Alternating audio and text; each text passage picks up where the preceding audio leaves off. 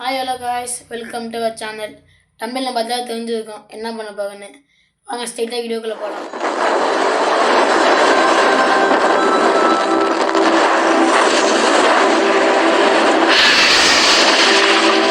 வீடியோக்குள்ளே வந்தாச்சு.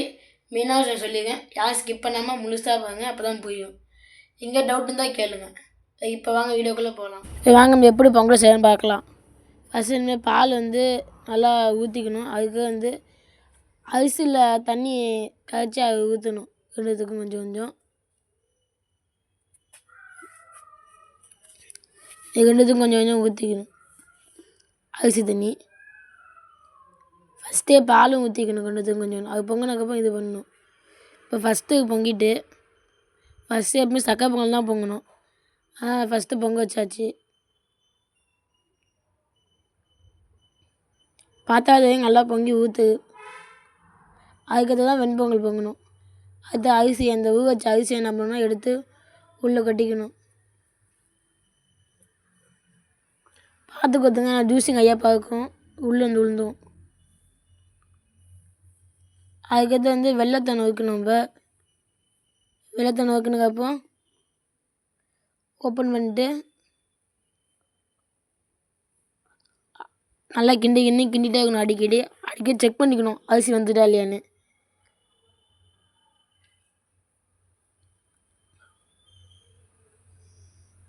அது உப்பு போட்டுக்கணும். உப்பு ஒரு கை உப்பு போட்டுக்கலாம் கொஞ்சம். அது நம்ம வெண்பொங்கல் தான் பொங்க போகுது. வெண்பொங்கலும் பொங்கிட்டு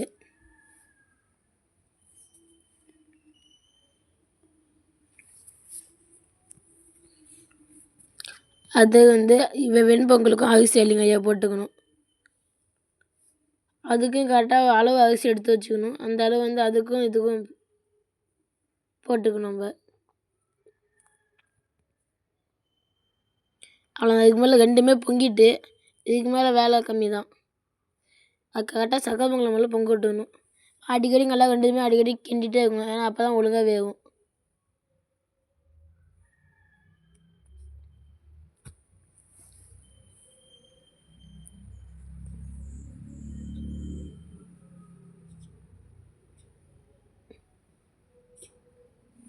அதையும் அடிக்கடி கட் பண்ணிட்டு செக் பண்ணிக்கணும் நல்லா இருக்குமா இல்லையா, அந்த பதம் வந்துட்டா இல்லையான்னு செக் பண்ணிக்கணும் அடிக்கடி எடுத்து.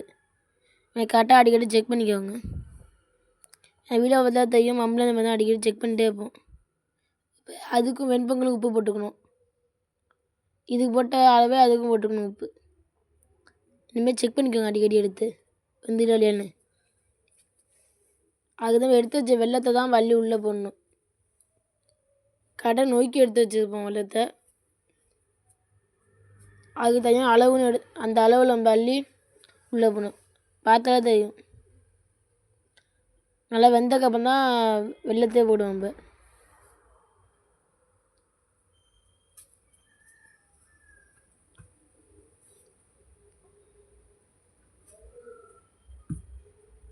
வெள்ளத்தை போட்டு நல்லா கிண்டிக்கணும்.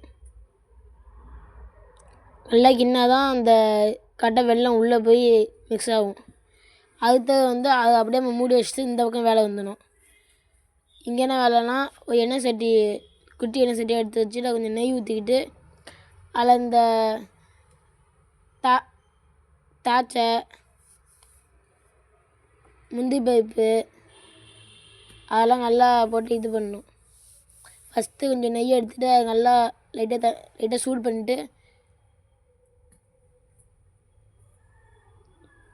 அதில் கொஞ்சோன்னு பாக்கெட் அளவுக்கு ஏலக்காய் அள்ளி போட்டுக்கணும்.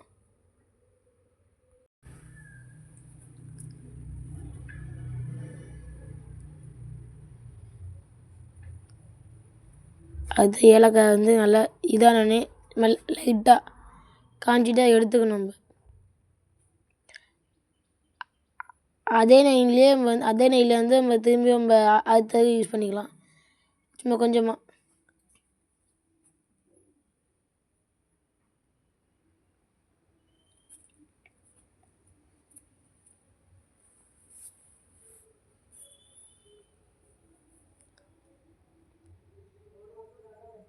அதை தாய்ச்சி நம்ம எடுத்து கொட்டிக்கணும். ஒவ்வொரு பாக்கெட்டுனால கரெக்டாக இருக்கும் எல்லாத்துக்குமே. தாய்ச்சா பாக்கெட் அப்படியே கொட்டிட்டு நல்லா ஒரு 5 நிமிஷம் நல்லா கிண்டினோன்னா லைட்டாக கலர் சேஞ்ச் ஆகிடும். அதுக்கப்புறம் நம்ம எடுத்துக்கணும். இந்தமாதிரி நல்லா கலர் சேஞ்ச் ஆனதுக்கப்புறம் எடுத்துக்கணும். எடுத்து அந்த கிண்ணத்துலேயே ஓரமாக பக்கம் தனியாக கொட்டிக்கணும்.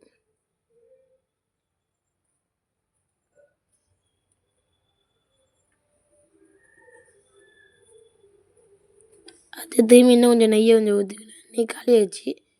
காலையெல்லாம் திரும்பி அதை யூஸ் பண்ணிக்கலாம். காலி ஆகிடுச்சுன்னா இன்னும் கொஞ்சம் நெய்யை ஊற்றிக்கிட்டு அதில் முந்திரி பேப்பர் கொட்டிக்கணும். முந்திரி பேப்பர் அதுவும் பாக்கெட் கொட்டினா கரெக்டாக இருக்கும்.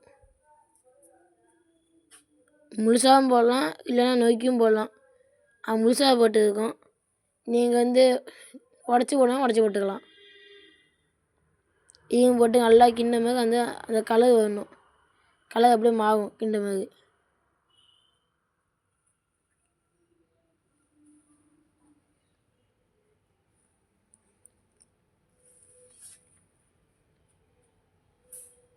லைட்டாக கிட்டினாலே அந்த கலர் மாறிடும்.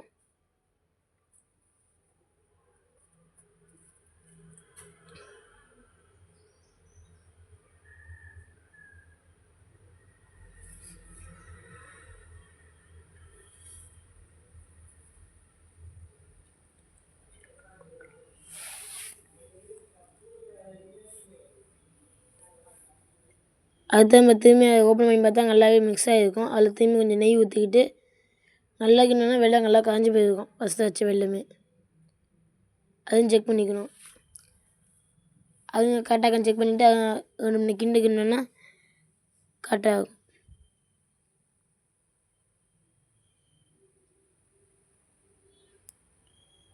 வீடியோ ஸ்கிப் பண்ணாமல் பாருங்கள், முழுசாக பாருங்கள், அப்போ தான் புரியும்.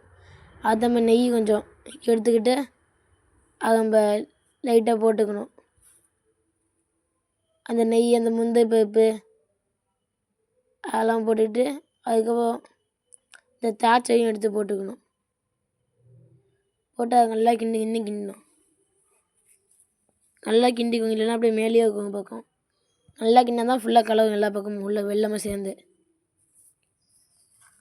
பார்த்தாலே தெரியும் வெள்ளம் ஒன்றுமே இருக்காது, எல்லாம் கரைஞ்சி போயிருக்கும் வெள்ளம் அழகு.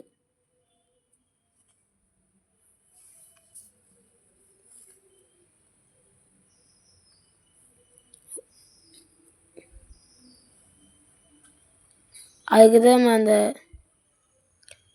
இதுதான் இப்போ ஃபுல்லாக நொறுக்க போகும்.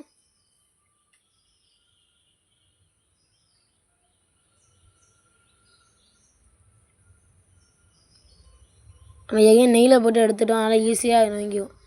அதில் போட்டுட்டு சும்மா லைட்டாக நசுக்கலாம். முழுசாக போனாலும் போடலாம், இல்லை நசுக்கி போடலாம் போடலாம். நான் நசுக்கி போட்டிருக்கோம். சும்மா லைட்டாக நசுக்கிட்டு அள்ளி உள்ளே கொட்டிக்கணும்.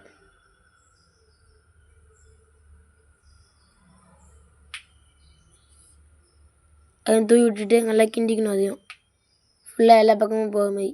ஒரு நெய் ஒரு டப்பா நெய்னாலே ஃபுல்லாக யூஸ் பண்ணிக்கலாம். ஒரு டப்பா நெய் வச்சு எல்லாமே நம்ம கரெக்டாக பண்ணிக்கலாம். மிச்சம் நெய்யை அதிலே ஊற்றிடுங்க, இன்னும் நல்லா இனிப்பாக இருக்கும்.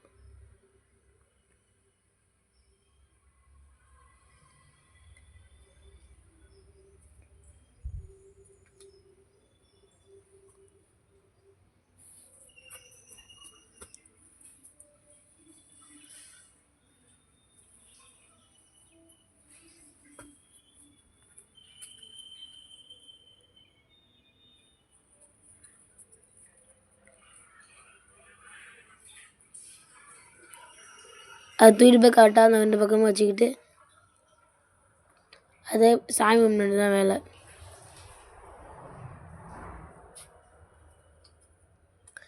எல்லா விளக்கிலும் நம்ம நெருப்பு வச்சுக்கணும். கரெக்டாக 9 விளக்கில் வைப்பாங்களாம். 9 தீயில் வைக்கணுமா.